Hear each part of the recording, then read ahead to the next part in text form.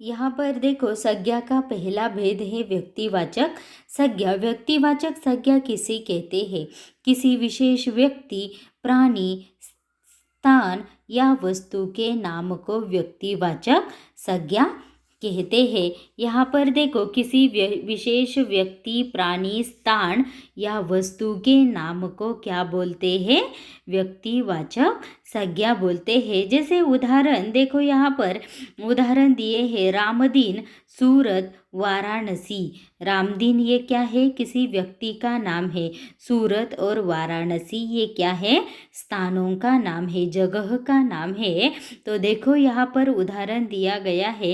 व्यक्तिवाचक संज्ञा किसे कहते हैं? व्यक्ति के नाम को, प्राणी के नाम को या किसी स्थान के नाम को। यहाँ पर पहला उदाहरण दिया है व्यक्तिवाचक संज्ञा ने, लेखक राम कुमार जी से मिलने गया। राम कुमार मतलब ये क्या है? व्यक्ति का नाम है। दूसरा देखो, आपको पेरिस जाना है। पेरिस ये क्या है? जगह का नाम है। जहाँ पर व्यक्ति का, जगह का नाम होता है, वो कौन सी संज्ञा होती है? व्यक्तिवाचक संज्ञा। तीसरा है अनुराग, कैसे आना हुआ। अनुराग भी ये क्या है? व्यक्ति का नाम है, इसलिए यह कौन सी संज्ञा है? व्यक्तिवाचक संज्ञा। तो इस प्रकार हम व्यक्तिवाचक संज्ञा किस प्रकार पहचानेंगे? कि जिस वाक्य में विशेष व्यक्ति, प्राणी, स्थान या वस्तु के नाम दिखाए जाएंगे या दर्शाए जाएंगे, उस संज्ञा को हम व्यक्तिवाचक संज्ञा कहेंगे। संज्ञा का दूसरा प्रकार है जातिवाचक संज्ञा। जातिवाचक संज्ञा किसे कहते हैं? जो संज्ञा शब्द किसी प्राणी, स्थान या वस्तु की पूरी जाति का बोध कराते हैं, उन्हें जातिवाचक संज्ञा कहते हैं। जैसे उदाहरण देखो, बच्चे मतलब संसार के सभी प्रकार के बच्चों का यहाँ पर समावेश होता है। तो देखो, दूसरा है रथ। जो भी विभिन्न प्रकार के रथ होते हैं, सारे रथों का समावेश यहाँ पर होता है। तीसरा है नौकर। सभी प्रकार के नौकर जाति का यहाँ पर समावेश होता है।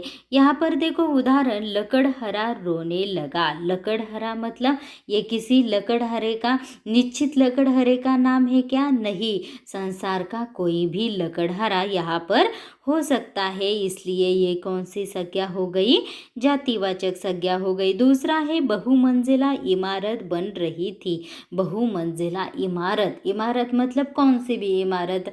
अगर हमारे आसपास बहुत सारी इमारतें होते हैं, किसी निश्चित इमारत के बारे में यहाँ पर कहा नहीं गया, इसलिए ये कौन सी है? कौन सी भी इमारत, सर्वसाधारण इमारत मतलब सभी इमारतों के समूह को दर्शाती है, इसलिए ये कौन सी संज्ञा हो गई? जातिवाचक संज्ञा। तीसरा है शालू मुझे बच्ची लगती है। बच्ची मतलब निश्चित बच्ची का नाम बताया है क्या? नहीं, निश्चित बच्ची का नाम नहीं बताया, इसलिए ये कौन सी संज्ञा हो गई?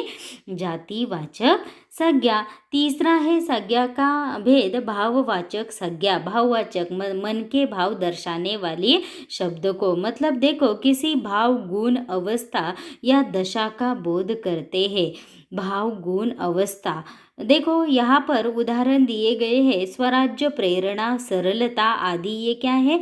भाववाचक संज्ञा है। देखो उदाहरण में हम अगर देखेंगे तो पहला उदाहरण है, मैं तुम्हारी ईमानदारी से प्रसन्न हूँ। ईमानदारी ये क्या है? गुण दर्शाए है। यहाँ पर देखो भाव, गुण, अवस्था। मैं तुम्हारी ईमानदारी से प्रसन्न हूँ। ईमानदारी ये क्या है? एक गुण है। दूसरा है मैं संधि चाहता हूँ पिताजी। संधि मतलब यहाँ पर अवस्था, लड़के की या लड़की की, किसी व्यक्ति की यहाँ पर क्या दर्शाई गई है?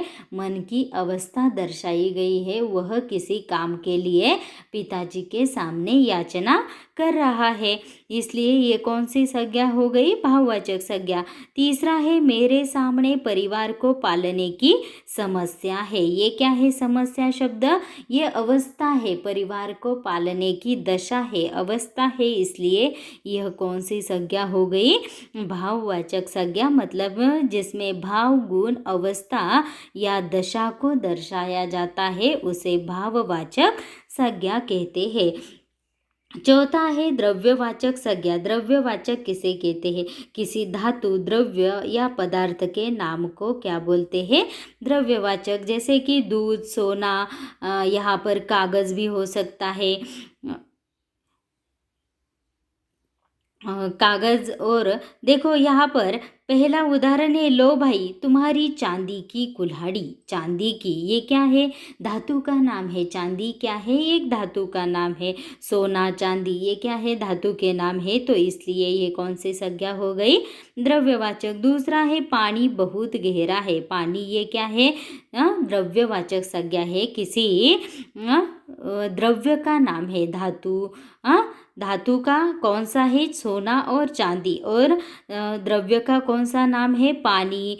या हम और अगर हम देखेंगे दूध, रॉकेल, पेट्रोल, ये क्या है? द्रव्य है।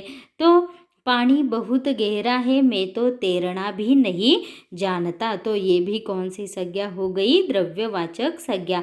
तीसरा है राजा ने चारों बेटियों को गेहूं दिया।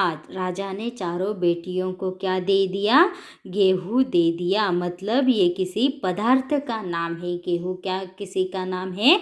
पदार्थ का नाम है। इसलिए जिसमें धातु, द्रव्य, पदार्थ के नाम दर्शाए जाते हैं उन्हें कौन सी संज्ञा बोलते हैं? द्रव्यवाचक संज्ञा बोलते हैं। पांचवा है समूहवाचक संज्ञा। समूहवाचक किसे बोलते हैं? जो संज्ञा शब्द किसी समूह या समुदाय का बोध कराते हैं उन्हें समूहवाचक संज्ञा कहते हैं। जैसे देखो यहाँ पर सेना, दल, भीड़। सेना मतलब विभिन्न प्रकार के लोग यहाँ पर एकत्रित होते हैं। देखो पहला उदाहरण है, भारतीय सेना ने पाकिस्तानियों के छक्के छुड़ा दिए। सेना मतलब विभिन्न सैनिकों की एकत्रित जमा हुई भीड़, इसलिए उसे क्या बोलते हैं?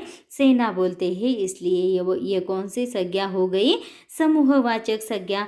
दूसरा है कौओं का झुंड काव काव मचा रहा था। झुंड मतलब विभिन्न प्रकार के कौवे वहाँ पर क्या हो गए हैं? इकट्ठे हो गए हैं, एकत्रित आ गए हैं, इसलिए उसे क्या बोला जाता है?